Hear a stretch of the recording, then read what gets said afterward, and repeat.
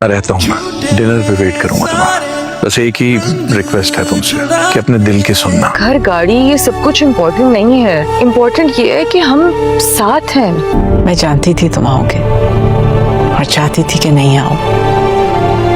अपने दिमाग की मत मानना। लेकिन बाज मौके और बिहेवियर ऐसे होते हैं कि सारी जिंदगी के लिए याद रह जाते हैं। तुमने कहा हम एक नहीं हो सकते, लाज रखी तुम्हारी बात की। ऑफिस जाके अकाउंट्स तो चेक करो, देखो हम पर कितना लोन है, हमना की कितनी इन्वेस्टमेंट है, कैलकुलेट तो करो। सारा के यहाँ से चले जाने के बाद उसकी जिंदगी में काफी बेहतरी आ गई है।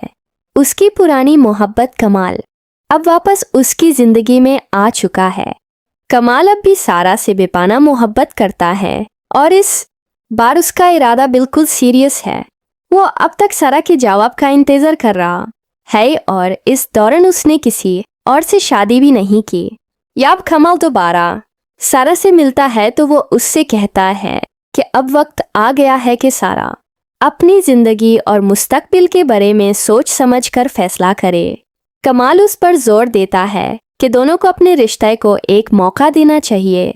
सारा भी इस दफा ज्यादा सोच विचार के बाद कमाल की बात से मुताफिक होने लगती है और उससे शादी करने के लिए रजामंद हो जाती है। दूसरी तरफ बुरहान और अदनान नईम की कंपनी में किए गए इन्वेस्टमेंट का हिसाब लगाने की कोशिश कर रहे हैं।